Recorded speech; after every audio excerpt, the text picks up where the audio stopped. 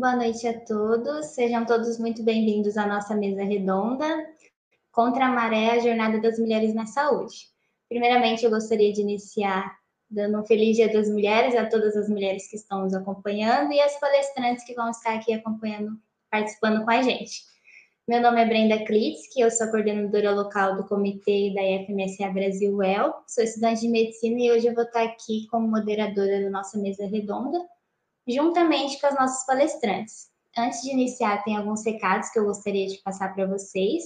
O primeiro deles é em relação à presença. O formulário ele vai ser lançado no final da palestra e ele vai ficar aberto até a meia-noite. É muito importante que vocês preencham esse formulário, porque vai ser a partir dele que nós vamos fazer o certificado de presença de vocês. E não se preocupem que a gente vai avisar para vocês quando o formulário for liberado. Então, tem até a meia-noite. O segundo lembrete é sobre as dúvidas. Vocês podem mandar as dúvidas pelo chat do YouTube, que nossos moderadores vão passar para a gente. E elas vão ser respondidas também ao final da palestra. E sobre a certificação, ela possui carga horária de 2 horas e o certificado ele vai ser enviado no e-mail que vocês preencheram no ato da inscrição. Lembrando que para a certificação é importante vocês preencherem o formulário de presença. Então, as palestrantes que vão participar com a gente tem a doutora Lohane Salles, ela é graduada em Medicina pela UEL em 2016, tem pós-graduação em Ginecologia e Obstetrícia e atualmente ela é docente do curso de Medicina da UEL. A nossa segunda palestrante é a doutora Camila Muniar, ela é psicóloga pela UEL, é doutora em Educação pela Unesp, atualmente é docente da FAMEMA e fundadora do coletivo de mulheres Marília. Então, gostaria de convidar nossos palestrantes. Agradeço já previamente a presença de vocês terem aceitado participar aqui com a gente. É muito importante, acho que esse tema, principalmente nesse dia, né, o Dia Internacional das Mulheres, e nós somos muito gratas pela disponibilidade do tempo e da presença de vocês. Então, nós vamos... Alguém falou? Então, nós vamos dar início. E eu vou começar, então, essa mesa redonda já com algumas perguntas. A primeira pergunta é: qual foi o maior desafio enfrentado envolvendo a hierarquia de gênero no âmbito profissional durante a graduação e ou depois de graduadas? Doutora Camila, se você quiser começar. A gente está nessa, né? Vamos ver quem começa, um bate-papo. Boa noite a todos e a todas. Queria começar agradecendo, né, pelo convite da IF, da UEL, por estar aqui com vocês essa noite, um momento muito especial. Parabéns pelo evento. É um prazer conhecer a doutora Lohane também. Tenho um carinho muito especial por ter sido da UEL, né? Fiz minha graduação em psicologia na UEL, então voltar para a UEL é muito bom. E sou professora na medicina da FAMEMA, então também estou sempre perto da IF daqui. É uma alegria estar com vocês. Num Dia Internacional da Mulher, acho que a gente começa só contextualizando um pouquinho isso, né? É um dia de celebração, eu acho que por estarmos vivas, por sermos mulheres. Ao mesmo tempo, a gente tem que lembrar que é um dia também de agradecimento às mulheres que vieram antes de nós e que lutaram muito para que a gente conquistasse os direitos que a gente tem hoje. Inclusive, a origem desse Dia Internacional da Mulher é um dia na verdade, de muito sofrimento, né, de morte de muitas mulheres trabalhadoras lutando por direitos. E acho que é um dia, na verdade, de a gente continuar lutando, né, porque os nossos direitos não estão garantidos. É uma coisa que Simone de Beauvoir sempre fala: diante de crises, os primeiros direitos a serem questionados são os das mulheres, né? Então, feliz Dia das Mulheres para todos nós. E vamos conversar um pouquinho, né? A Brenda fez uma pergunta sobre as nossas experiências, nossas vivências, nossos desafios relacionados à hierarquia, à desigualdade de gênero no âmbito profissional, na graduação e na pós, né? Eu gosto sempre de dizer que a gente precisa lembrar também de que lugar a gente fala, né? Então, eu falo de um lugar de uma mulher bastante privilegiada. Sou uma mulher branca, uma mulher cis, hétero, casada, com uma filha, professora universitária. Por que eu estou dizendo isso? Porque é muito diferente a gente ser uma médica ou uma profissional da saúde negra, trans, são outras situações que a gente tem que viver de maior desigualdade ainda e de mais desafios, né? Mas mesmo nesse lugar de muito privilégio, a questão do gênero perpassa todas nós mulheres vivemos o reflexo de uma sociedade patriarcal, machista, misógina em vários aspectos, né? Isso está presente no mundo do trabalho, isso está presente no mundo acadêmico, universitário também, né? Eu, logo no começo, eu escolhi uma profissão, a psicologia, que ela é considerada feminina ainda, né? Na verdade, assim como a enfermagem, existe uma representação social e uma busca ainda, embora isso venha mudando ao longo do tempo, mas por mais mulheres. Então, não era um problema no começo, no sentido de dizer, vou fazer psicologia, quer dizer, é uma profissão de mulher, no sentido do que é entendido para as mulheres. Hoje eu tenho uma noção um pouquinho melhor do que isso significa, né? A ideia de que, na verdade, a mulher naturalmente serve para cuidar, para escutar os outros, naturalmente a mulher teria mais uma vocação quase que uma assistência, quase caridosa, do que uma carreira, né, uma ciência. Então tem um pouco dessa confusão. Então não tive um problema em fazer a psicologia e na academia são muitas mulheres. Então na graduação da UEL, por exemplo, a grande maioria é mulheres, diferente na medicina, que a gente tem uma mudança na última década aí, equiparando, mas a gente ainda tem mais homens, né? Na profissão como um todo. Mas é muito maluco, porque quando eu resgato essa graduação, eu vejo que nós mesmas, mulheres, estudantes e outras, e as professoras, mulheres na maioria, de alguma forma faziam com que os poucos homens do curso fossem mais valorizados. Então, a fala dos meninos era valorizada, o representante da nossa sala era um menino, o presidente do diretório acadêmico era um homem. Então, eu vou resgatando um pouco disso e hoje eu tenho um pouco dessa noção, né? Mas também não fica restrito à graduação. Quando a gente entra no mundo do trabalho, eu tive essa vivência. Meu primeiro trabalho foi na atenção primária, na saúde mental, e uma equipe assim toda composta por mulheres muito potentes, psicólogas, assistentes sociais, a fono, a recepcionista, até naquela ocasião coordenadas por uma mulher, o que me fez ficar super animada, porque era meu primeiro emprego e era uma jovem, né, coordenadora. Eu olho para trás e eu vejo que essa equipe, muitas vezes, dependia da decisão de um homem, no caso um médico, psiquiatra, que vinha poucas vezes no serviço, na verdade, não estava lá no dia a dia como nós estávamos, e às vezes a gente colocava todo o poder de decisão na mão dele. Claro que tem a ver também com uma hierarquia entre as profissões, um cuidado muito centrado ainda no médico, mas tinha também essa coisa quase que romântica, assim, o dia que o médico, que ele vem, né, nos salvar desse nosso cotidiano tão difícil. E isso se estende em vários cenários. Então, hoje eu estou no mundo acadêmico e eu ainda vejo essa desigualdade, né? Por exemplo, nós somos 9 docentes da psicologia, 8 mulheres, e o chefe do departamento há muito tempo é o único homem. Eu dou aula no curso de enfermagem, a maioria das professoras são mulheres, um dos poucos docentes homem é o coordenador do curso de enfermagem. Isso se estende para muitos cenários. Felizmente temos muitas exceções, eu tenho muito orgulho de dizer que o HC FAMEMA tem uma superintendente mulher à frente dele, é uma dos raros complexos hospitalares que tem, e não é um problema da minha instituição, né, de onde eu trabalhei, eu acho que essa é a grande questão, é uma vivência minha, mas o problema ele é estrutural, ele é mais amplo, ele está em muitas esferas, né, um lugar ainda da mulher como submissa ou subalterna, ou dependendo de outro para decidir, né? Então tem um pouquinho dessas vivências. Boa noite a todos. Eu também gostaria de agradecer o convite da IF, da UEL, por estar aqui hoje, nessa noite tão especial, né, falando sobre um tema tão importante. Achei brilhante a fala da doutora Camila. Exatamente essa abertura que ela fez é mais ou menos o caminho que eu ia. Então, não serei repetitiva. Quero compartilhar, então, a minha experiência ao longo da graduação e da pós-graduação. Então, é bem exatamente como a doutora falou. Hoje em dia, na medicina, está havendo aí digamos assim, uma certa igualdade de número de mulheres e homens. Então, a minha turma era mais ou menos 50% de mulheres e 50% de homens. Então, eu não me sentia, assim, isolada dentro do meu curso, diferente de outros cursos que predominam os homens, né? Então, assim, eu me senti em casa. Então, a graduação, para mim, foi muito tranquila.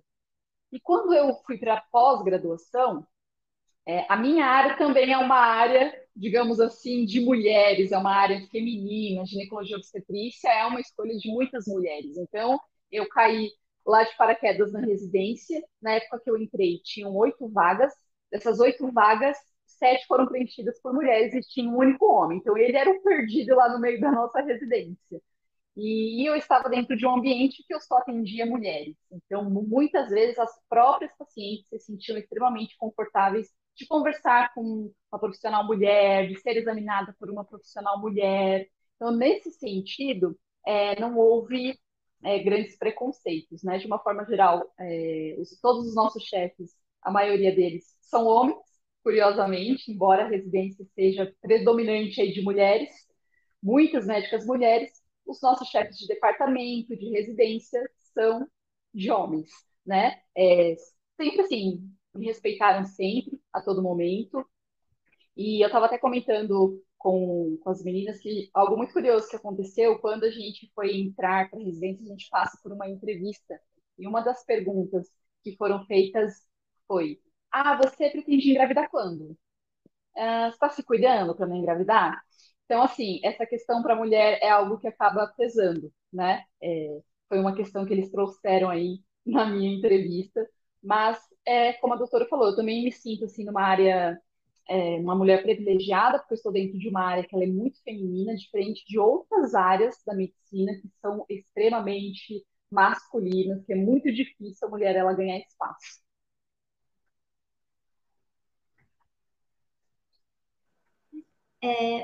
Alguma das duas tem mais alguma coisa a acrescentar sobre essa pergunta?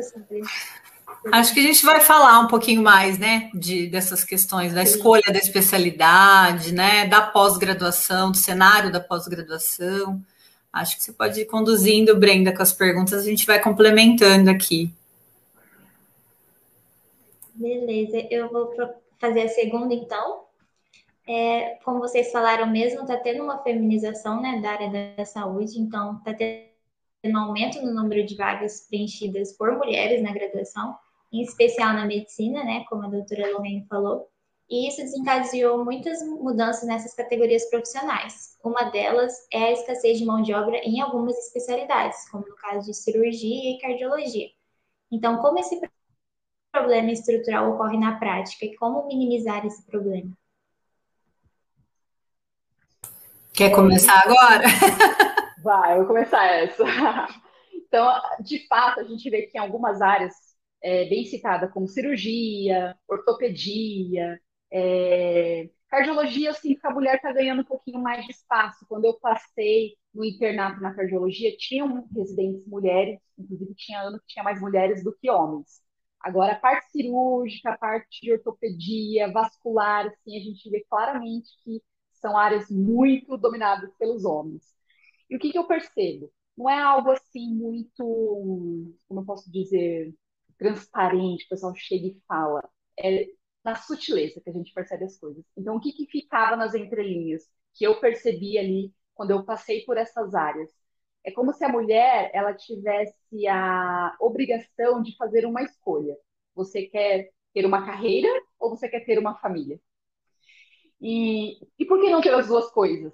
Entende? Então as mulheres elas ficavam nessa questão, eu quero ter uma carreira ou eu quero ter uma família. Então muitas dessas áreas colocam isso em questionamento, de uma forma indireta, sutil, mas a gente que está ali, a gente percebe, né, esses comentários, essas nuances. Então quando eu estava no internato, por exemplo, tinha uma mulher na vascular.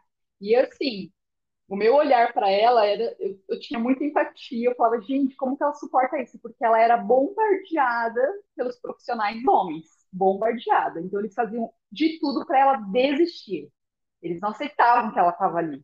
E ela foi forte, ela se formou, e ela é mãe, ela é uma vascular, ela tem uma família, ela tem uma carreira, e ela, enfim. Então eu percebo isso muito claro em algumas áreas, essa questão que eles colocam em xeque.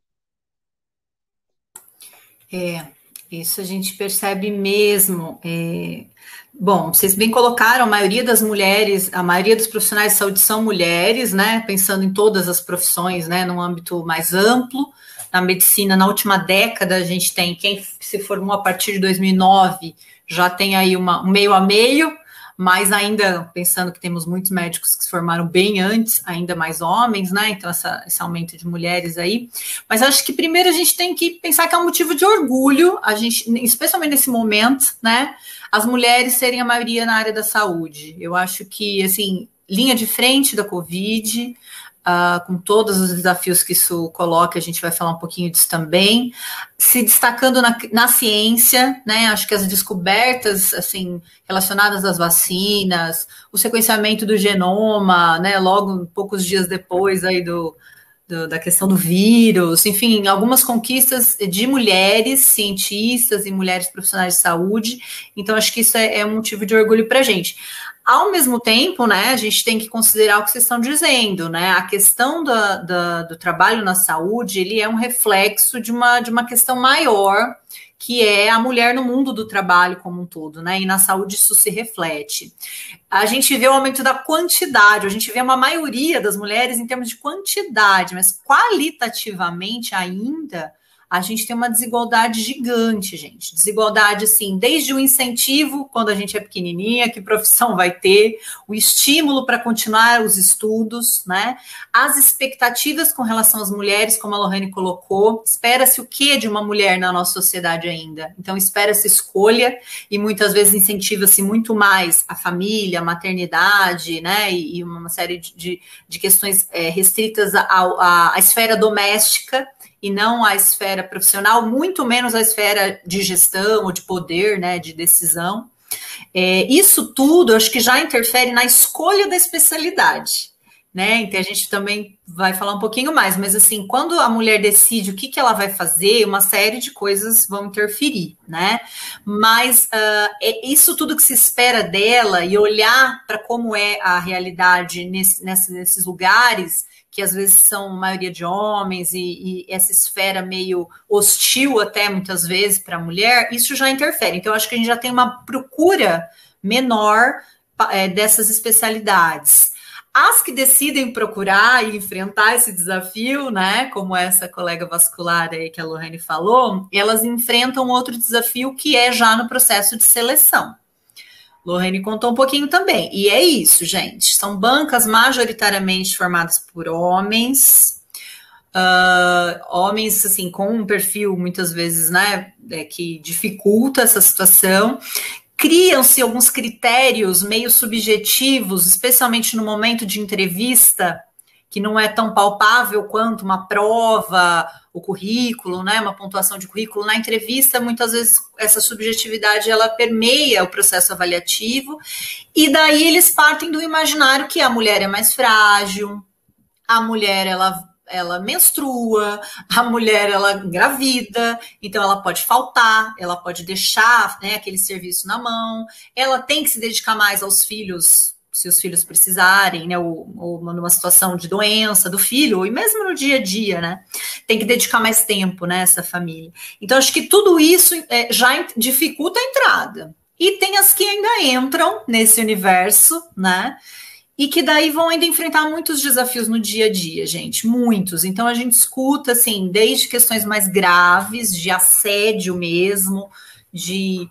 sexualização do corpo, né? Achar que pode cobrar como ela se maqueia, o cabelo, como ela se veste, ou até investir no sentido de insistir para que ela, né, saia com a pessoa ou passe desses limites, até coisas mais sutis, né, não tão evidentes assim, né, tão concretas, de desqualificar o que ela diz, né, interrompê-la quando ela fala, passar o tipo de caso mais interessante para o residente homem, né, como se ela não fosse dar conta. Então, assim, é uma série de situações que ela vai vivendo também, que muitas vezes faz com que algumas desistam, né? E daí a gente tem esse cenário que você coloca, né? Faltam mulheres em algumas profissões e como muitos médicos são mulheres, a gente vai tendo essa dificuldade. A mudança, ela tem que ser muito mais ampla, né? Ela tem que ser uma mudança mesmo social, do que a gente entende que é o papel da mulher na sociedade, né? Que a mulher pode e deve estar e fazer as escolhas que ela quiser. A gente tem que ter uma divisão igualitária das tarefas domésticas, de fato, para que essa mulher possa ter a família e o trabalho, ela tem que ter um companheiro, né, uma companheira, sei lá, mas alguém em casa que, de fato, vá dividir os cuidados com os filhos e os afazeres domésticos. Então, assim, se a gente ainda continuar com esse entendimento de que essas funções são da mulher apenas, fica difícil mesmo conciliar as coisas, né? Então, acho que é uma mudança difícil, mas ela vem acontecendo, e vocês, assim, as novas gerações, né, têm essa potência de transformação desde já, né? Por isso esses eventos são importantes, esses momentos de reflexão. Com certeza. Inclusive, essa é uma questão que é levada em consideração, né? Que nessas áreas cirúrgicas são áreas que eles falam assim, requer muito tempo, você vai ter que ficar muito tempo no hospital, horário cirúrgico, como é que você vai cuidar do seu filho? Como é que você vai cuidar da casa? Como é que você vai dar conta de fazer tudo?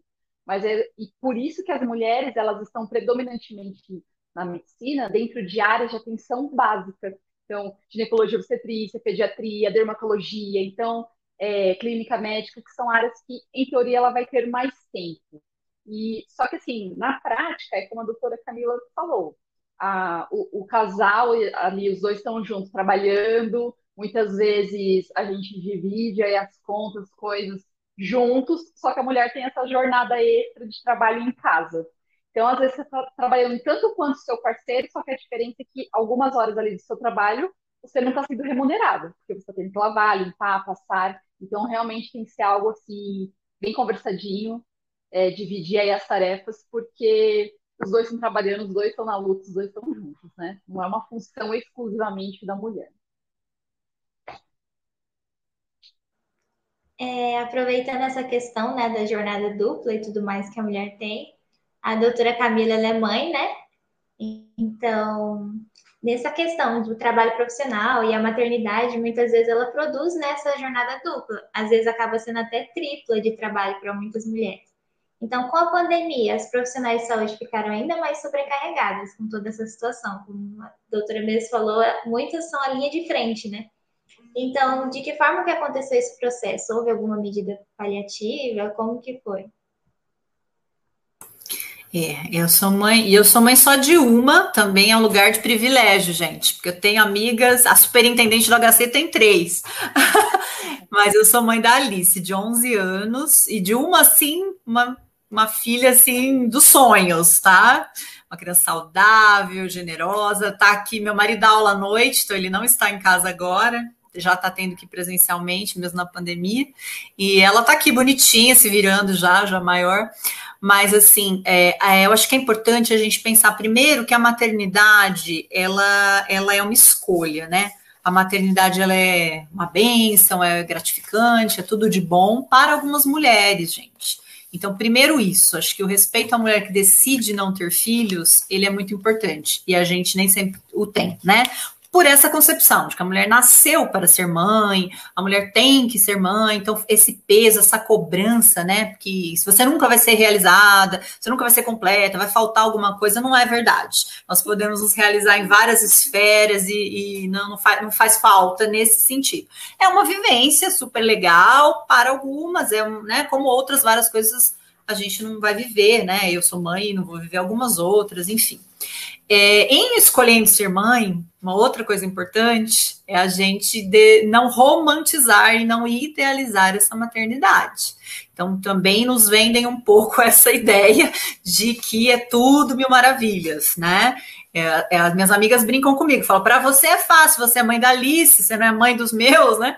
Porque realmente minha filha ajuda nisso. Mas a maioria, assim, vai passar por muitos perrengues, né, gente? A criança fica doente, a criança não dorme, todo esse período do começo, né, é muito difícil mesmo, amamentar e não dormir. Então, tem tudo isso. A gente tem que ter isso claro, né, na hora que a gente toma essa decisão.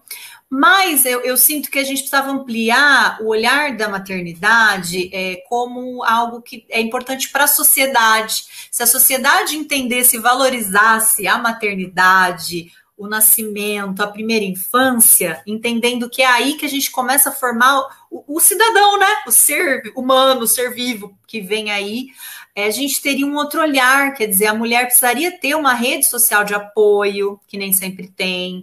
Então, assim, né, eu tive o privilégio de contar eu tenho um companheiro muito paizão, eu tenho minha mãe perto de mim, mas, assim, muitas mulheres estão sozinhas, né, o altíssimo índice de abandono por parte dos pais, seja abandono mesmo a gente tem bilhões de crianças sem registro em carteira, seja no momento de um perrengue, né, de uma separação, ou de uma criança que tem uma deficiência, os pais muitas vezes abandonam, é muito comum, e a mulher fica sozinha diante disso, então você percebe, é muito complicado conciliar com uma profissão, conciliar com uma carreira, com uma pós-graduação, nessas condições, né? Então, porque às vezes a gente entra num movimento de ser muito heroína também, sabe? A mulher tem que dar conta de tudo, você é capaz, então você é multitarefas. Eu falo, existe sim uma diferença cerebral entre homens e mulheres aí, mas eles conseguem aprender a ser multitarefas também, a cuidar de várias coisas ao mesmo tempo. É uma questão de a gente abrir mão, estimular e eles assumirem um pouco essa condição, né? Então, assim, eu sinto que falta isso, essa rede de suporte para as mulheres, que eu tive o privilégio de ter, condições de trabalho. Então, eu preciso ter um local adequado para amamentação. Eu preciso ter creche nas instituições, né, para que essas mulheres possam deixar esses filhos, além desse suporte familiar. Então, são políticas que favoreçam e cobrem essa paternidade responsável que eu estava falando. Mas, enfim, tudo isso eu acho que ajudaria e ajuda, né? E no meu caso é o que me deu condições de ter uma carreira, né, de continuar. Estou no pós-doutorado e conciliar tudo isso, porque eu tenho essa rede de suporte, né? Mas você toca especificamente na questão da pandemia, vou me estender um pouquinho mais, porque acho que tinha que falar um pouco da maternidade, né, como um todo. As mulheres, né, na verdade, todos os profissionais de saúde, eu acho que o profissional de saúde, ele exerce um trabalho que a gente chama de invisível, né? É um trabalho que nem sempre se vê no concreto, né? Não produz um produto ali, é o cuidar, e nem sempre isso é valorizado, é visto, né? Pela nossa sociedade, e é um lugar de sofrimento normalmente já, não é fácil, é de desafio, né?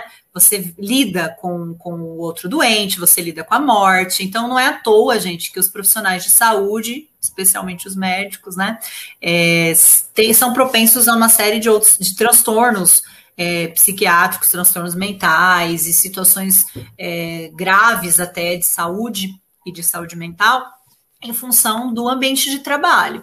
Então, na pandemia, isso tudo se intensificou. Então, um trabalho que ele já é difícil, tanto por condições de trabalho, quanto pela parte emocional, a gente agora tem que lidar com um vírus desconhecido, a morte, que era uma exceção, agora acontece muito mais. As famílias não estão lá, então você tem que dar notícia para a família à distância, a família enlutada, sem você ter o olho no olho ali para dar a má notícia. A gente trabalha muito isso na medicina, né? A comunicação das más notícias, você tem que fazer isso de uma forma à distância. O medo de se contaminar, de contaminar seus familiares, né? Equipes esgotadas, enfim, tudo sem EPI para todo mundo, tudo que a gente sabe. Então, assim, uma série de situações intensificaram esse estresse que o profissional de saúde tem, e a gente está falando de maioria mulheres, né? E em casa, essas mulheres estão com as crianças, as que são mães, em aula online. Elas têm o afazer doméstico, como a gente falou, esperando por elas ainda, né, inadequadamente, essa divisão aí injusta. Então, tudo isso intensificou esse estresse e o desgaste, né, das mulheres profissionais de saúde. E daí a gente, né, guerreiras, bate palma, tal, eu não sei se é isso só, né, que a gente precisava. E daí você perguntou, teve medidas paliativas, né? E daí, assim, eu vou ter que ser muito sincera com você, que assim, não, na verdade, Ao meu ver, assim, a gente vive um momento em que a gente ficou dependendo, assim, de iniciativas de profissionais voluntários. A psicologia teve muito isso, profissionais que ofereceram atendimento online para profissionais de saúde, né, ações, assim, de ajuda à população mais carente, ONGs que arrecadaram cestas e tal. Por quê? A gente teve um auxílio emergencial para a população ínfimo e que toda hora se ameaça tirar. O que a gente precisava ter tido, né, era, primeiro, condições de trabalho oferecidas a todo profissional de saúde, EPIs para todo mundo, insumos, produtos para você cuidar dos seus pacientes, equipes em número suficiente, contratação de profissionais, a gente sabe que tem profissionais adoecendo, está faltando gente, isso sobrecarrega mais. A gente tinha que ter tido uma compra organizada e planejada de vacina, né, para esses profissionais estarem protegidos já há um tempo, quando essas vacinas já foram criadas e, né, descobertas, e a gente não teve. E a população que poderia colaborar do ponto de vista, né, de manter um isolamento quem pode, de circular o mínimo possível, de cuidar, ter as medidas todas de proteção e tudo mais, está numa situação assim, sem ter modelos muito favoráveis, um incentivo, uma coisa negacionista, às vezes que incentiva as aglomerações e tudo mais. Então, isso tem disseminado mais o vírus, com condições econômicas também muito delicadas, porque não foram, além do auxílio emergencial que eu disse, que é discutível, né, muitas outras ações tinham que ter sido feitas para ajudar micro e pequeno empresário, com isenções fiscais, com créditos, uma série de coisas tinham que ter sido feitas do ponto de vista econômico também, para que o vírus circulasse menos, sobrecarregasse menos o serviço de saúde, a gente não estivesse nessa situação de lotação das UTIs e tudo mais, e, consequentemente, dos profissionais nesse nível, né, de sobrecarga e de estresse, especialmente as mulheres, porque são a maioria nesse lugar, né. Enfim, me estendi um pouco, me perdoa, mas, assim, acho que não teve, faltaram muitas medidas paliativas do ponto de vista de políticas públicas dos nossos governantes, e tanto para a população quanto para os profissionais. Infelizmente, a gente está nessa situação agora em função disso. Concordo plenamente com a doutora Camila. Eu não sou mãe, né, mas essa fala dela é uma fala que eu ouço bastante no consultório, então as mulheres, né, com essa jornada dupla, tripla e extremamente sobrecarregada, algumas têm o privilégio de ter essa rede de apoio, mas outras não. Então chegava um momento que elas chegavam a desespero, eu não aguento mais, pelo amor de Deus, me ajuda, o que que eu faço? Então, é uma situação assim, muito difícil, muito delicada, que realmente a gente não teve essas medidas paliativas. Então, as, as médicas profissionais estavam lá, as enfermeiras estavam lá, as psicólogas, fisioterapeutas, estava todo mundo lá trabalhando na pandemia. Algumas até me falavam, eu deixei meu filho, minha filha com a minha mãe, vai passar uns dias lá, que eu vou ficar aqui no hospital um bom tempo, estou evitando encontrar para não expor a minha família, não expor quem eu amo. Então, assim, muitos sacrifícios aí foram feitos por conta disso, né? Bom, a próxima pergunta, então, no caso, doutora Lohane, então, a residência, pós-graduação e a continuidade dos estudos acadêmicos são desafios para muitas mulheres, principalmente aquelas que desejam, no caso, a maternidade, né? E aí a inflexibilidade de carga horária, processo seletivo, preconceito dos orientadores são apontados por pesquisas como fatores, né, que podem acabar sendo um desafio.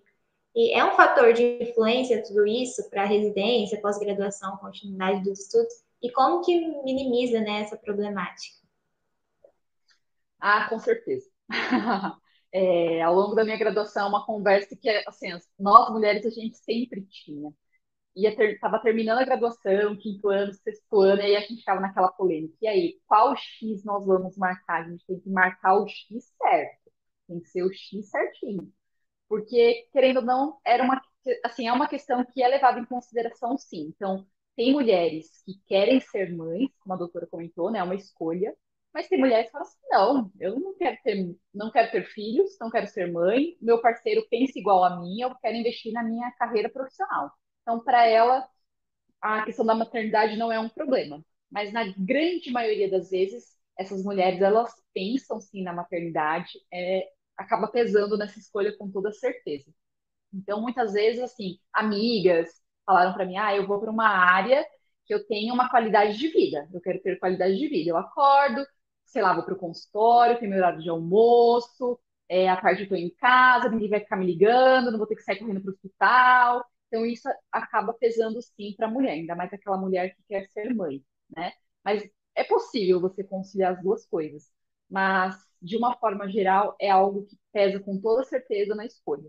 E cada vez mais, assim, nas consultas, as mulheres têm me falado assim, olha, doutora, eu não sonho em ser mãe, eu não tenho vontade de gestar, eu posso até futuramente adotar, mas eu não tenho esse sonho. E antigamente, talvez algumas mulheres pensassem nisso, mas elas não se sentiam à vontade, livres para expor e falar sobre isso. Hoje em dia, não. Hoje em dia, a mulher ela se sente cada vez mais livre de falar, ó, não quero, não tenho vontade de ser mãe, não tenho vontade de engravidar, e tudo bem, a gente respeita essa escolha dela, né? Mas a carreira médica, com toda certeza, a gente pensa nisso sim. Foi assim, quando eu fui escolher, eu levei isso em consideração, com toda certeza.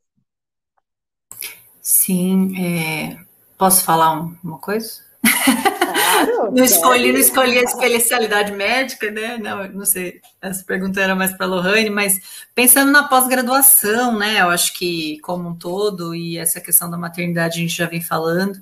Eu, particularmente, eu tenho outro privilégio que foi meu orientador de doutorado e é meu orientador de pós-doutorado agora. Ele não deve se assumir feminista, é um japonês 75 anos, maravilhoso, mas ele não sabe, mas ele é, né? No sentido em que ele sempre foi muito compreensivo com as. Na verdade, é uma área a educação, então já é uma área também de muitas mulheres, né? Então, ele sempre foi muito compreensivo no sentido dessas questões familiares e principalmente da maternidade.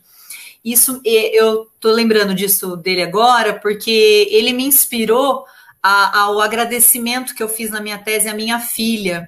Porque normalmente, quando a gente lê os agradecimentos aos filhos, vocês devem ver, tá escrito assim: me desculpe pela minha ausência, desculpe pelo tempo que eu não estava, né?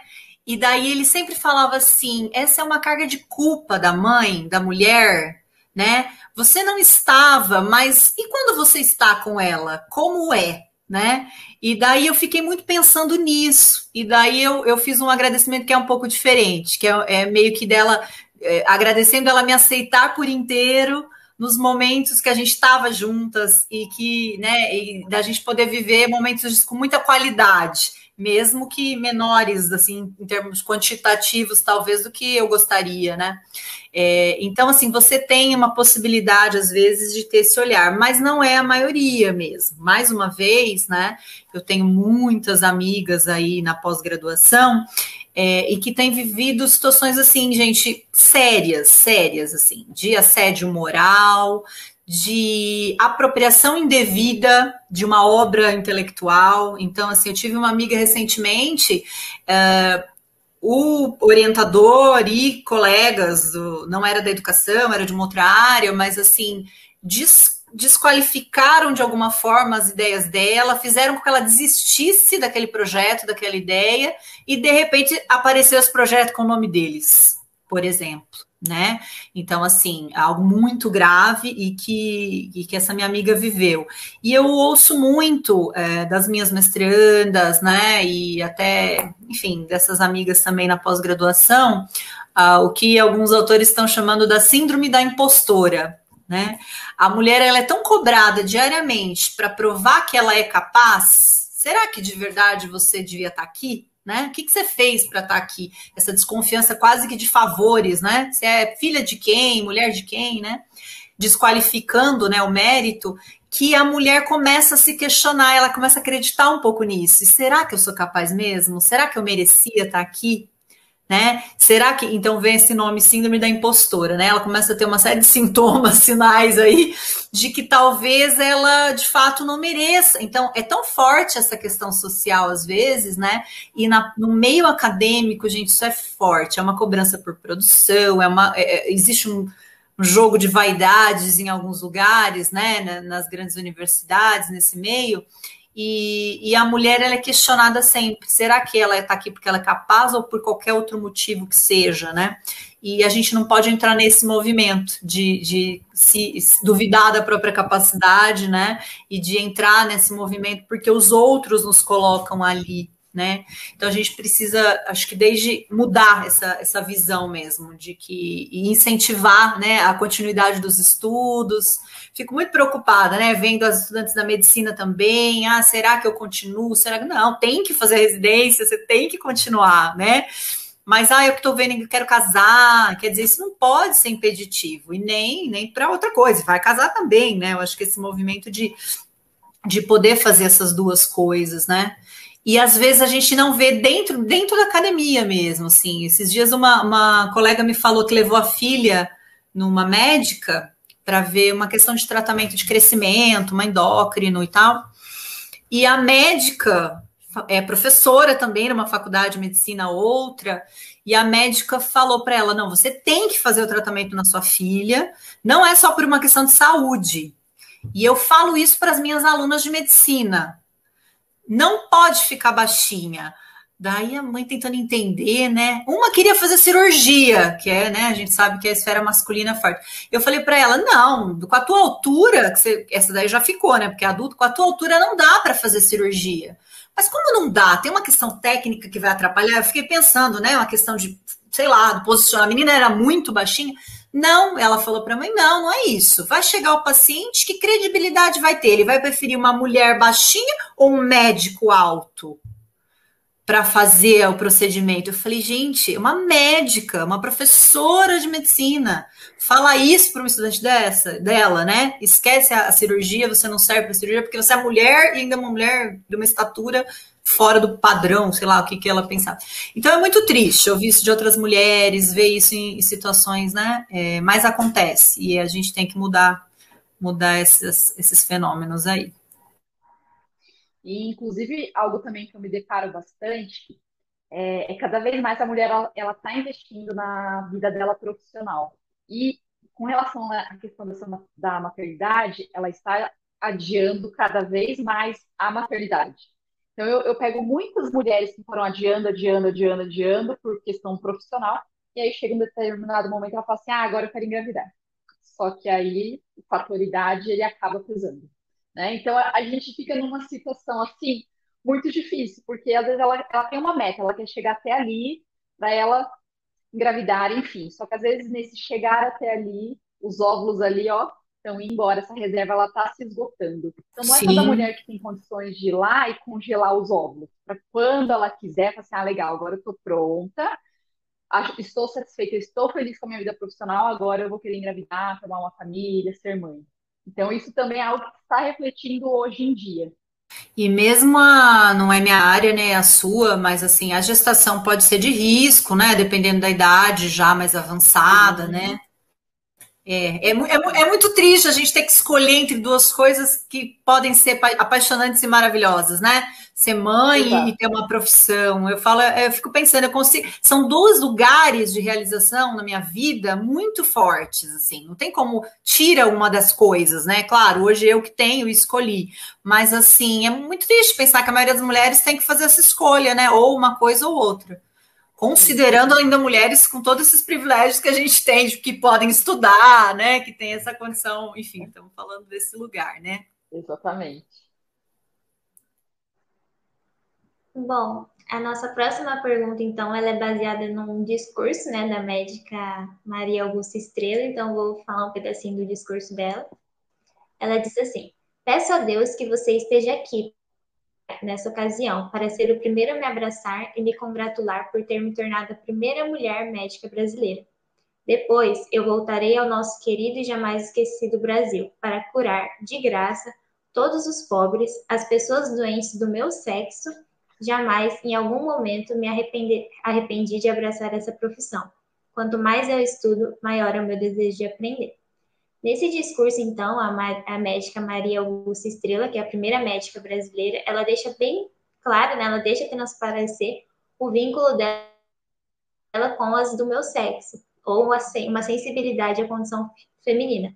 Esse vínculo estaria também relacionado à inclinação pelas especialidades, como, por exemplo, no caso da doutora Elohane, de ginecologia e obstetrícia? Olha, eu sou suspeita para falar porque eu sou apaixonada por ela. A história dela é uma história que me inspira intensamente. Então, quando eu vi esse trecho que vocês colocaram na pergunta, eu quase morri de emoção, né? Porque, imagina, primeira médica mulher. Então, ela queria estudar aqui no Brasil, tinha a Universidade de Salvador, no Rio, eles não aceitavam mulheres, ela foi para fora, ela estudou lá em Nova York, aconteceram várias coisas para ela conseguir se formar, né? Questão de idade, enfim. E ela criou um jornal que chamava A Mulher. Olha que sensacional. Com uma amiga dela, que também era uma médica brasileira, Josefa. E ela lançou um artigo nessa revista que o tema do artigo era a mulher médica. E eu só quero ler assim, um trechinho bem rápido desse artigo dela, que eu acho assim, sensacional. Ela fala assim: depois que a ciência resolveu o problema de que a mulher é apta para os mesmos ramos científicos que o homem, ela entendeu que deve aprender a ciência médica para consolar e curar sua semelhante. Cure o homem, cure a mulher. A mulher é o que pede a moral e impõe as leis da igualdade. É o que querem e apreciam os homens verdadeiramente sinceros, morais e sábios e amigos da educação da mulher. Então, essa médica ela abriu caminhos, influenciou outras mulheres e rompeu com a exclusividade feminina, perdão, masculina, né? Então, assim, e é legal que quando você vai ler os trabalhos, os artigos que ela publicou nesse jornal, eu acho assim que ela tem uma inclinação para a saúde feminina, com toda certeza. Porque qual que é a fala dela? O médico homem se preocupa com as questões do homem. Ele não vai querer ouvir as questões femininas. Muitas vezes a mulher não vai ter coragem de falar certas coisas com o médico homem. Então, ter uma mulher que entende as angústias que ela está passando, que ela está querendo, né? E isso reflete até hoje. Então, por exemplo, eu ouço de algumas pacientes falando assim para mim: doutora, eu jamais teria coragem de ir num ginecologista homem. Imagina ele me examinar, como é que eu vou falar de orgasmo, masturbação com ele? Mas jamais, jamais. Então, assim, se hoje em dia é assim, você imagina lá no passado, né? Então, eu acho que ela tinha essa inclinação porque ela tinha esse cuidado da saúde da mulher como um todo. E que é isso que é a ginecologia obstetrícia, você cuidar da mulher do começo ao fim. Então, eu tenho pacientes de 10 anos de idade, 15, 20, 30. A minha paciente mais velha tem 82 anos. Então, a gente acompanha a mulher aí por todas as fases da vida dela, né? Ela gestante, ela mãe, ela adolescente, tudo.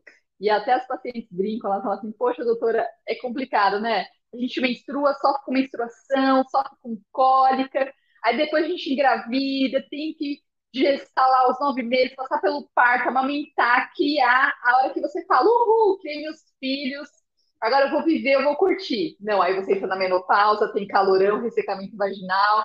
Então, assim, mulher assim, é uma loucura. E essa fala dela, eu acho que é mais tendenciosa mesmo para esse lado da ginecologia, da obstetrícia, do cuidado da mulher, sim, porque ela defendia isso. Ela defendia que ela, como médica mulher, poderia ajudar as questões da saúde feminina que um homem, em teoria, não conseguiria, porque ele não enxergaria, não entenderia certas questões femininas. Ai, que delícia te ouvir, Lorena, assim, apaixonada pelo que você faz, Nossa, né? eu amo. Isso é muito especial, assim. Quando eu fiquei pensando nisso também, nessa primeira médica e no que ela fala, né? Eu inevitavelmente me lembrei das minhas amigas médicas gineco-obstetras, minhas amigas enfermeiras obstetras, minhas amigas doulas. No nosso coletivo de mulheres aqui, a gente tem uma diversidade de profissões e tem várias mulheres que são dessa área da saúde da mulher, né? Assim, acho que inevitavelmente isso influencia a escolha, né, da profissão. Você poder ajudar outra mulher a ter uma vivência, né, completa da própria sexualidade, do direito reprodutivo, estar com a mulher nesses momentos, né, imagina, na gestação, no pós-parto, no aleitamento, enfim, tantos momentos importantes, desde, né, da puberdade, estou começando a viver isso aqui com minha menina de 11 anos, né, as mudanças no corpo e tudo mais. Então, acho que ser mulher, né, te possibilita uma empatia mais intensa e mais fácil com essas áreas de especialidade, né? Acho que também tem o que a gente conversou um pouquinho antes, da questão de ter mais mulheres, de ser mais incentivada essas áreas para as mulheres, né? Mas eu acho que uma coisa legal da gente considerar, né, nessa fala dela, na fala da Lohane, assim, é que ainda hoje na nossa sociedade a gente tem um incentivo a um sentimento de competitividade entre as mulheres. É uma coisa muito de rivalidade, sabe? Então a outra, homem é amigo mesmo, a mulher, na verdade, fala mal pelas costas. Tem uns, né, esses ditados assim, mulher tem inveja uma da outra, né? Se já chega, já vai te olhar. Então, assim, são uma série de falas, né, e de representações sociais que vão sendo compartilhadas desde que a gente é pequeno, e a gente meio que acredita mesmo nelas, né? A gente interioriza isso e começa a ver outra mulher, desconfia quando outra mulher fala, né, desacredita, qualifica mais quando um homem diz. Então, quando eu olho, a gente falou um pouquinho da trajetória profissional, na graduação, eu vejo muito isso. Eu vejo, às vezes, as mulheres nesse lugar, reproduzindo, né, uma cultura machista e desigual, sem perceber, porque nós estamos imersas nessa mesma sociedade, né? Então, a fala dela, ela traz um contraponto muito forte, ela traz um outro sentimento, a fala dela, a fala da Lohane aqui, né? Que é o que a gente tem ouvido falar como sororidade, né? Uma palavra aí mais atual e que a gente escuta, às vezes, banalizada, né? Como toda palavra que cai muito na mídia, mas, assim, que é muito rica, é muito importante, é potente, assim, que é, na verdade, mesmo diante de toda a diversidade nossa, né? Mulheres muito diferentes, nós podemos ter crenças diferentes, características físicas diferentes, né? Condições socioeconômicas diferentes, religiões, enfim. Nós temos algo que nos une, uma irmandade, né? Então, nesse sentido de se apoiar mutuamente, não é encobrir erros de outra mulher, não é defender a mulher a qualquer custo, não é isso, mas, assim, diante de qualquer situação que de alguma forma fira uma mulher, uma situação que fere uma mulher, né? Seja violência mesmo, seja desvalorização, tudo isso que a gente vem falando, isso deveria afetar todas nós, deveria nos mobilizar no sentido de apoiá-la e de fazer com que isso mudasse, né? E nem sempre isso acontece, às vezes a gente se apega a outras diferenças, né? A questão política, várias outras aí, e esquece essa questão que nos une, né? Que é viver sendo mulher, é o ser mulher, né? Na verdade, e viver na pele tudo isso que a gente falou de diferentes formas, né? Então acho que ela traz muito isso, assim, as minhas, né? As que são como eu, e então eu quero cuidar delas, eu quero retornar isso, né? Então é uma coisa muito bonita mesmo, traz, acho que esse sentimento forte aí, que é difícil, mas que a gente tem que alimentar aí na coletividade.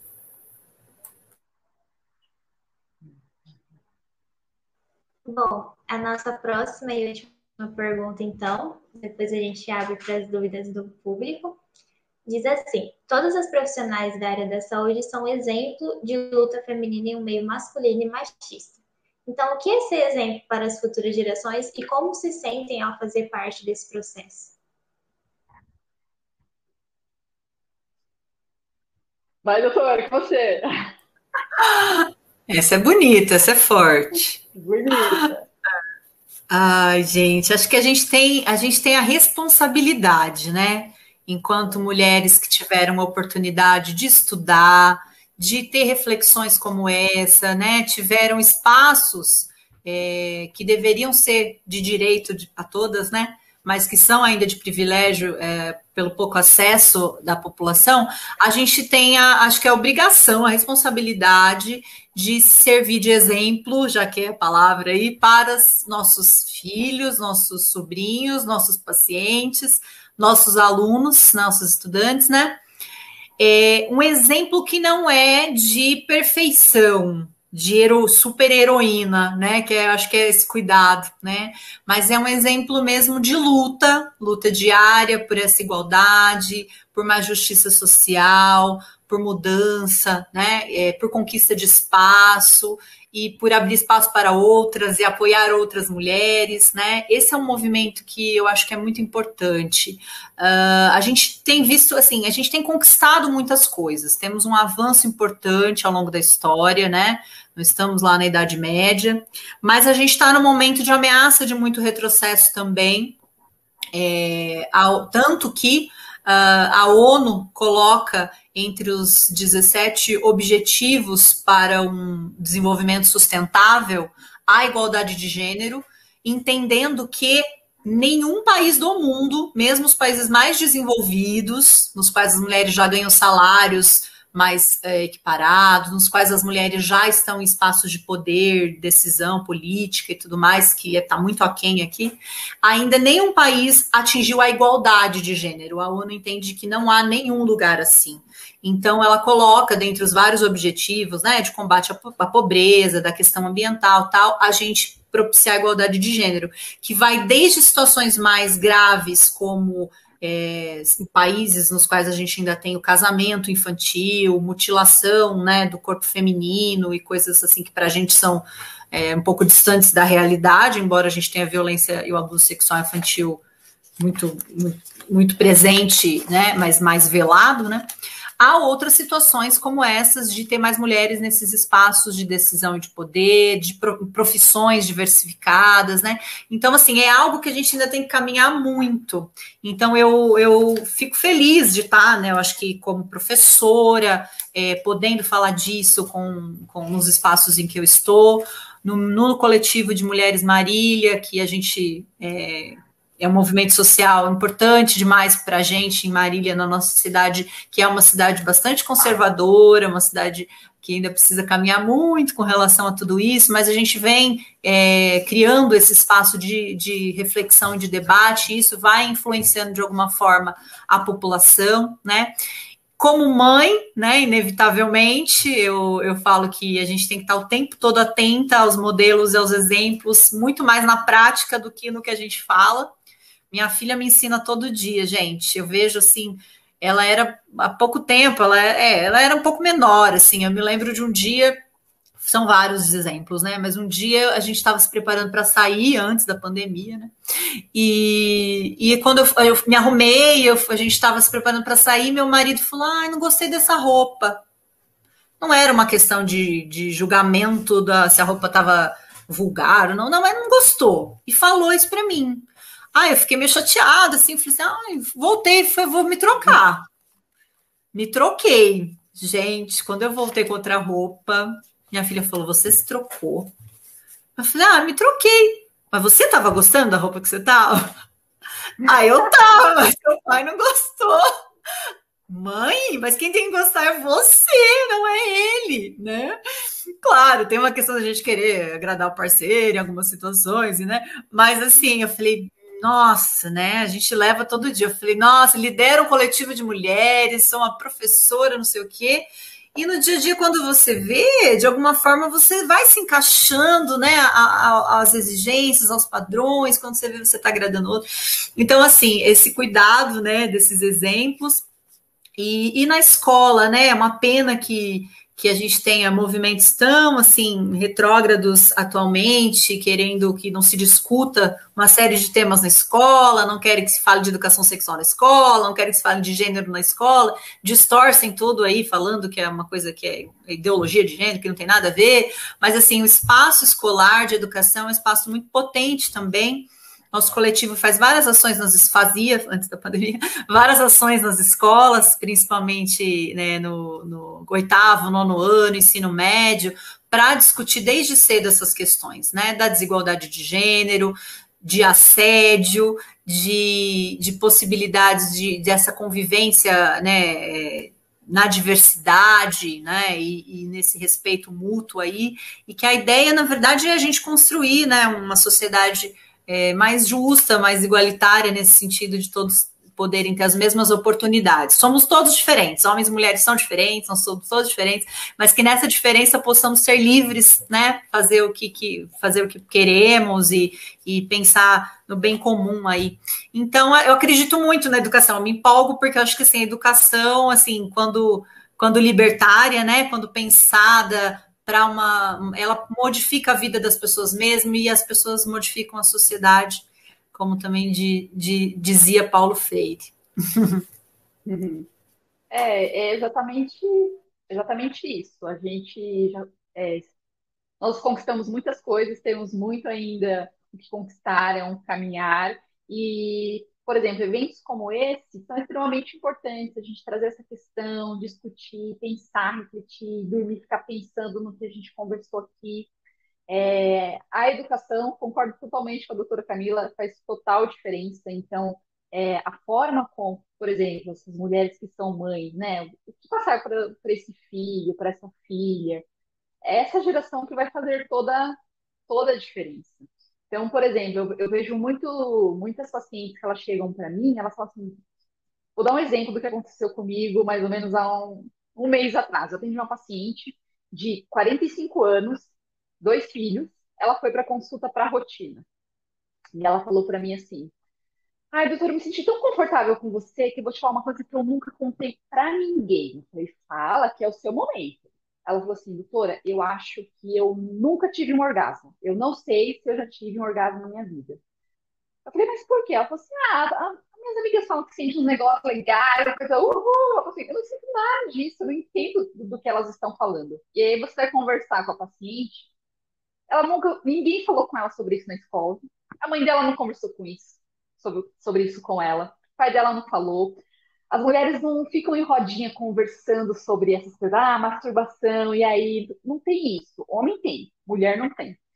E foi muito legal. Não é coisa de mulher, né? Não é assunto de mulher.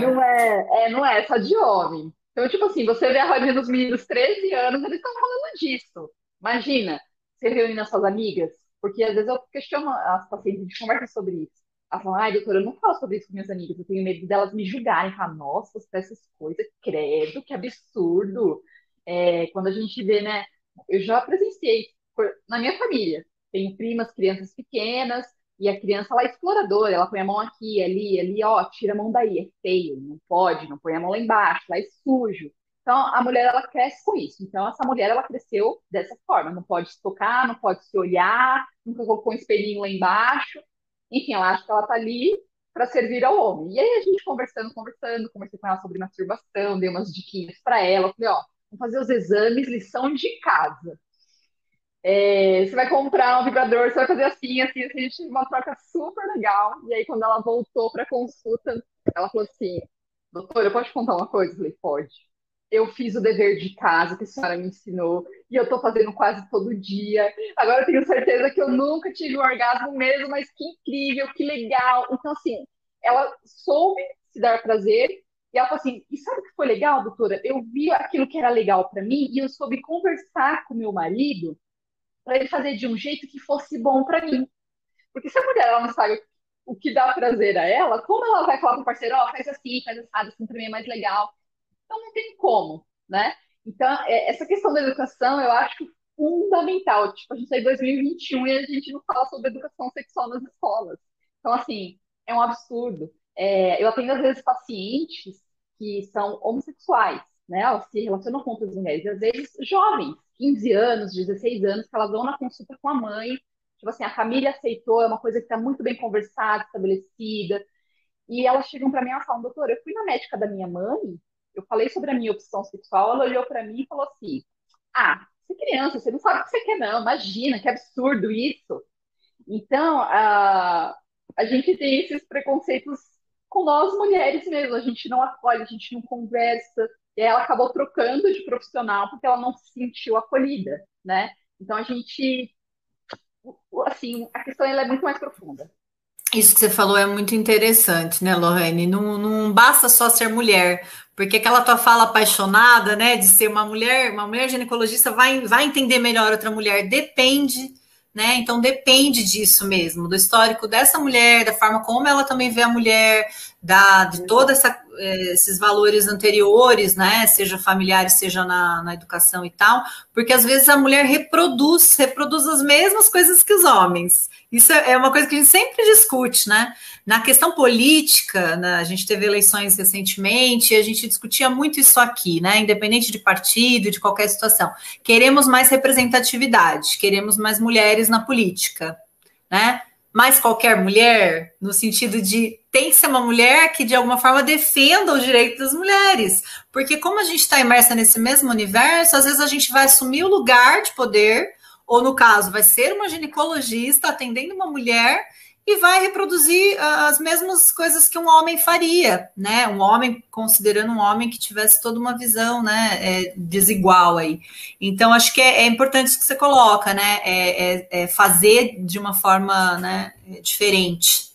A gente quer fazer de uma forma diferente quando a gente está nesses lugares, né? Muito bom. Está no caminho, acho que é por aí. Não, estamos sim.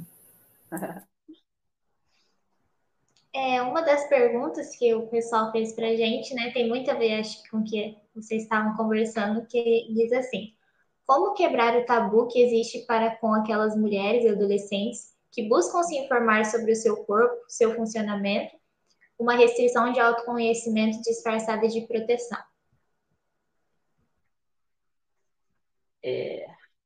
Isso daí é meu dia a dia. Assim, eu gosto muito de atender adolescentes, particularmente, porque é que nem a doutora falou, a gente não tem essa questão do ensino na escola. E se você conversa com a paciente como isso fosse algo natural, ela vai se soltando. Então, você deixa a paciente o mais confortável possível para conversar sobre isso. E eu gosto, assim, quando eu vou examinar a paciente, lá eu tenho um foco de luz que ele tem um espelho. Então, eu gosto de mostrar para ela, ó, vamos se olhar? O que que você acha? Ó, aqui é o buraquinho do xixi, aqui é o buraquinho da vagina, isso aqui é o ímen, ó. Eu mostro tudo pra ela. Esse aqui é o botãozinho mágico, não sei o quê. E eu vou conversando com ela. Falo assim, quando chegar em casa, coloca o espelhinho, se olha, se toca. É importante você se conhecer. Não é feio, não é vergonha, porque a mulher que ela conhece seu corpo.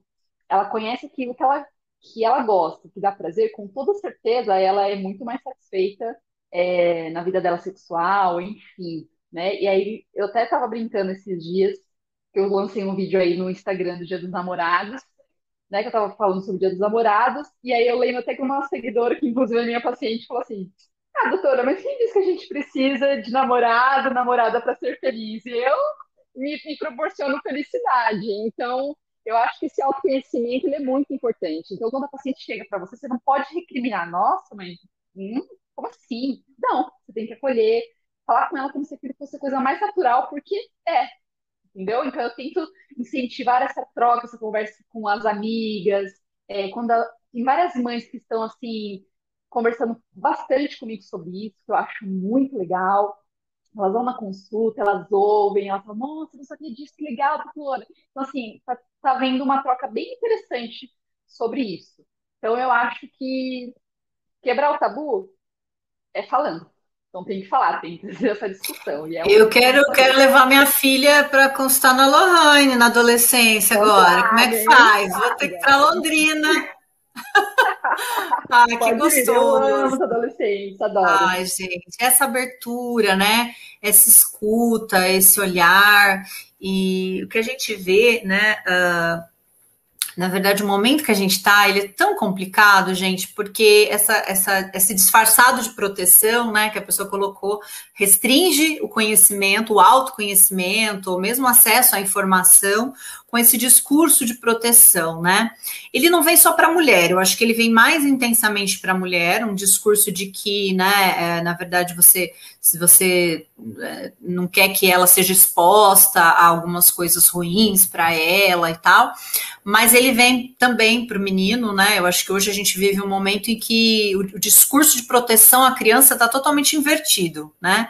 Na verdade, assim, o que seria educação protetiva, uma educação sexual que traria condição de conhecer o próprio corpo e tanto ter um futuro aí, um envolvimento mais sadio com o outro e uma satisfação consigo e tudo mais que a Lohane está falando, quanto uma prevenção mesmo, né, de uma gestação indesejada, de IST, doenças, infecções sexualmente transmissíveis, tudo isso, da violência sexual. Então, na verdade, falar disso você protege uma criança que começa, claro, com a linguagem, com o tempo adequado, que conhece o próprio corpo, que começa a entender o que pode, o que não pode, no sentido de alguém tocá-la ou de tocar em alguém, é uma criança que está muito mais protegida de uma situação de assédio ou de violência sexual.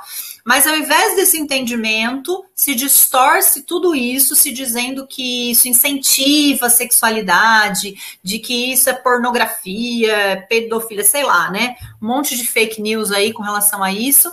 E nesse sentido, a gente então está perdendo o espaço que a gente tinha conquistado ao longo dos anos como tema transversal nas escolas, que a gente ainda tem uma limitação, às vezes fica só nas ciências, né? Os professores todos têm uma dificuldade, mas assim, de alguma forma, isso vinha sendo trabalhado em alguns anos, pelo menos escolares, em alguns contextos, e agora vem sendo demonizado, assim, no sentido mesmo de distorção do que seria a educação sexual. Pelo contrário, os estudos mostram que jovens que têm acesso à educação sexual, seja na escola, ou seja em casa, ou com profissionais, né, que tem essa sorte de ter também esses profissionais, eles têm muito menos gravidez precoce na adolescência, ou gravidez indesejada, muito menos doenças, muito menos e muito mais satisfação. Então, assim, os estudos mostram tudo isso, só que hoje em dia parece que a ciência, os estudos também não importam muito, às vezes as pessoas se informam de modo muito inadequado, algumas por falta de acesso mesmo e de condição crítica, e outras, não sei, talvez uma questão até intencional, uma mistura muito fundamentalista com questões religiosas, que tem toda a sua importância, mas não podem ser misturadas, né? São esferas diferentes. Então, é um momento muito delicado. Eu vejo que a gente tem essa restrição, esse discurso de proteção hoje para a menina e para o jovem como um todo, e está privando eles de uma série de coisas assim que seriam, essas sim seriam protetivas e importantes para o desenvolvimento saudável, né? Então, em casa não se fala disso. Os índices de assédio e violência sexual são domésticos. A maior parte acontecem na casa ou com alguém conhecido da família e próximo da família. E na escola não se fala disso. Então, a criança nem identifica, nem pode denunciar, nem sai desse lugar e não aprende nada a respeito. Nem todo mundo tem acesso a profissionais de saúde, como, né, a Lohane tanto colocou, bem legal essa abertura dela. Às vezes as equipes também não estão preparadas, estão sobrecarregadas ou não têm esse olhar. Só vai para o serviço de saúde, às vezes, quando está doente, nem todo mundo tem também a condição da prevenção ou a visão, né, de um espaço mais de promoção de saúde, educação de saúde. Então, assim, a gente vive um momento delicado, mas mais do que nunca, então a gente tem que falar disso e lutar para que esses espaços se ampliem, né? É muito importante. E só dando 2 exemplos sobre isso que você falou, que vai muito mais além, né, desse autoconhecimento. Eu faço pré-natal de uma menina de 12 anos. Ela engravidou na primeira experiência sexual dela, mas assim, ela não tinha noção nenhuma de como evitar uma gravidez, ela achou que era só ela ir lá e depois tomar a pílula do dia seguinte, que estava tudo certo. Então, assim, você vê que ela não tem noção nenhuma do que está acontecendo. E outra situação que eu me deparo bastante são algumas mães que se recusam a promover a vacinação contra o HPV nas suas filhas, porque elas acham que isso é um incentivo ao sexo. Eu falo, mãe, veja bem, por favor. Vamos sentar aqui, vamos conversar. Então, assim, é muito difícil. Então, isso vem assim, de longe. Então, para essa mãe, não é uma prevenção, não é um cuidado, não, é um incentivo ao sexo e ponto. E priva a filha de fazer a vacina contra o HPV, né? Bom, a última pergunta que a gente tem, então, que fizeram para a gente é qual foi ou quais foram as experiências pessoais na qual mais ficou evidente a desigualdade de gênero nas suas carreiras?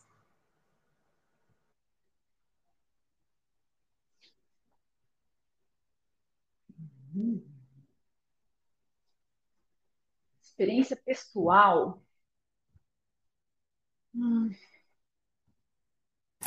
Assim, pode falar. Difícil. assim, na minha área, que nem eu comentei, é uma área, assim, que temos muitas mulheres. Mas o que, algumas falas, assim, que eu achei não tão legais é do tipo assim, ah, você vai trabalhar com obstetrícia? Mas você, mulher, como é que você vai conciliar a sua vida profissional com a sua vida pessoal, o ser mãe? Porque, assim, obstetrícia não tem horário. Você tocou o telefone, você tem que sair correndo, O né? Então, parto, né? assim, Coisa da hora do parto. exato. Então, tipo assim, a gente ouve falas nesse sentido. Ah, então porque eu sou mulher, eu não posso exercer a obstetrícia. Ah, porque eu estou exercendo a obstetrícia, eu não posso ter uma família. Então, falas mais como essas, porque, como eu comentei, sempre ali rodeada por mulheres, atendendo mulheres. Então, não foi uma área, assim, que eu sofri grandes preconceitos. A gente comentou um pouquinho, né? Acho que de algumas experiências na graduação, na pós-graduação, na própria prática profissional. É, interessante porque às vezes a gente, quando vive a situação, não percebe, né? A gente vai olhar para ela e depois que a gente vê, às vezes acontece um pouco esse movimento, né? De tempos depois a gente olhar e perceber um pouco do que acontecia, né? Eu acho que eu tive um pouco essa vivência quando eu assumi um cargo de chefia, assim, de gestão e de chefia, que era ocupado por muito tempo por um homem, embora a maioria da equipe fosse mulher. E eu acho que assim, houve uma empolgação inicial, tanto que era um cargo eleito, então assim, né, foi interessante, mas ao mesmo tempo, conforme eu tinha que tomar as decisões e as coisas no começo, eu senti um pouco assim, um estranhamento, principalmente vindo de outras chefias, a grande maioria homens, né? Então, em reuniões, às vezes estava única mulher e vários homens ali. Então, assim, não sofri situações mais sérias do ponto de vista de assédio, né? Ou coisa assim. Mas essa questão de desconfiança, sabe, da sua capacidade, você tem que ficar provando toda hora que você é competente, que você está ali por esse mérito, né? Que eu comentei um pouquinho da pós-graduação, a questão de interrupção da fala, né? Ou de um homem falar a mesma coisa que você falou de novo, assim, parece que tem que explicar de novo a mesma coisa. É uma coisa comum que a gente vive, né? Então, algumas situações, assim, mais sutis, eu acho que eu vivi, né? Eu tive momentos com pacientes também, no meu começo de carreira. Eu acho que tinha a questão de ser muito jovem e de ser mulher. Meu primeiro emprego, que foi lá na atenção primária, depois dentro do ambulatório de saúde mental, eu fui atender dependentes químicos, etilistas e pessoas usuários de outras drogas. E eram muitos homens, a grande maioria que busca o serviço são homens, né? E esse é um outro problema que a gente tem. A mulher, quando ela tem esses problemas, ela às vezes não busca o serviço, demora para a gente identificar. Então, muitos homens, um trabalho muitas vezes em grupo, então era aquele grupo de homens com essa condição e eu, uma jovenzinha, assim, mulher e tal. Então, no começo, acho que teve um pouco disso, assim, de impor um respeito, impor limite para alguns deles ali. Mas eu acho que com o paciente é mais fácil, no sentido de o vínculo que a gente estabelece, conforme você, com a questão técnica, vai conseguindo conduzir o cuidado, eu acho que a relação se estabelece de uma forma respeitosa, né? Com todos os cuidados que às vezes eu tinha que tomar com a questão de segurança mesmo, porque é uma demanda mais específica, né? Situações de internação e abstinência e coisas mais assim complicadas. Mas acho que com equipes é mais delicado, assim. Quanto mais maior o status, o poder, eu acho que fica mais complicado lidarem com mulheres nesses lugares, assim. Por isso que eu pensei mais nessa questão da chefia, de um cargo de gestão, de coordenação. Acho que foi quando eu senti esse estranhamento. A gente tem outras perguntas chegando aí. A gente tem um comentário aqui que fala muito sobre o que vocês estavam comentando, né, da Yane, que ela fala que ela já frequentou uma ginecologista que não soube me informar sobre o PrEP e o PEP. Muito triste isso também. Então, um exemplo de um relato, né, de que vocês conversaram com a gente, falaram, né, sobre como isso é real. Se você acabar perguntando para todas as mulheres que estão assistindo, todas vão ter algum relato de alguma coisa que já passou, né? Nem que seja algo bem sutil, né? Às vezes não é tão tão velado, tão claro, mas é algo bem sutil que todas já passaram. Bom, foi isso. Muito obrigada. Eu não sei nem como agradecer vocês pela participação, pelo tempo. Nós estamos recebendo muitos elogios a vocês. O Gustavo falou parabéns, que show de mesa redonda, muito obrigada. A Catarina falou que conversa sensacional, com mulheres sensacionais. Temos diversos comentários agradecendo e foi realmente muito maravilhoso. Eu não sei como agradecer a vocês pela disponibilidade, pelo tempo. E realmente foi muito engrandecedor e aumentou muito o nosso conhecimento, né? E acho muito importante momentos como esse, de trocar experiências e com tanta propriedade que vocês têm para falar. Então, mais uma vez, muito obrigada por esse momento, pela oportunidade que vocês nos deram de ouvir um pouquinho vocês. Obrigada a vocês pelo convite, por estarem com a gente até essa hora aí, pelos comentários tão carinhosos. Aprendi muito também hoje aqui com a Lohane, muita coisa para refletir, para pensar. Que a gente se encontre em outros momentos aí. Com certeza. Eu também quero agradecer pelo convite. Foi um prazer estar aqui hoje, ainda mais falando sobre um assunto tão importante, né? Espero que a gente tenha mais eventos como esse. E eu também adorei conhecer a doutora Camila, então espero conhecê-la pessoalmente um dia. Vamos conversar com toda certeza. Muito obrigada. Bom, então, avisar o pessoal que já está aberto o nosso formulário de presença, então tem até a meia-noite, ele vai ficar aberto para vocês assinarem.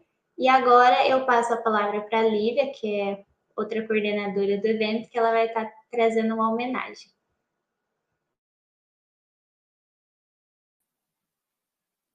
Boa noite, gente. Então agora a gente vai fazer uma homenagem a todas as profissionais mulheres que estão na linha de frente no combate da Covid-19, né? Vamos passar uns slides e daí vai ter um texto.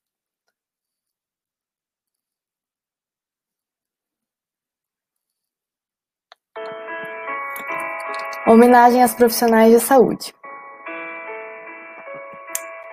A guerra tem rosto de mulher. Trabalhadoras da saúde no enfrentamento à Covid-19. As heroínas usam máscaras. Elas escondem seu lado humano. No enfrentamento à Covid-19, a maioria delas esconde um rosto de mulher, que, com muita coragem e determinação, arriscam tudo por nós. A guerra tem rosto de mulher, de mães, de filhas. A todas as heroínas da saúde, nosso muito obrigada. Uma homenagem da IFMSA Brasil, UEL, aquelas que fazem do cuidado com o outro uma profissão. Agora, a gente vai fazer um minuto de silêncio para as profissionais que perderam a vida devido à sua participação no enfrentamento à Covid-19.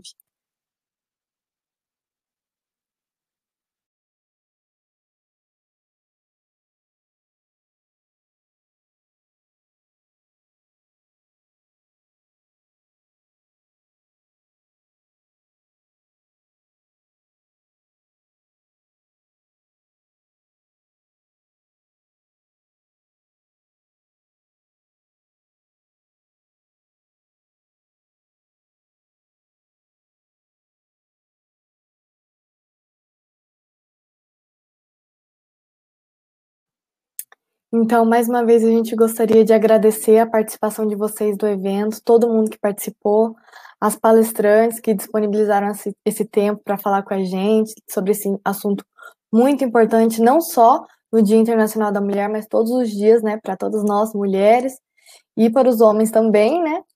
E, mais uma vez, não esqueçam de preencher o formulário de presença, que está nos comentários e na descrição do vídeo também. E também lá vai ter uma pesquisa para vocês avaliarem se vocês gostaram do evento, alguma sugestão para os próximos. Espero que vocês tenham gostado. E eu acho que é isso, a gente fica por aqui hoje.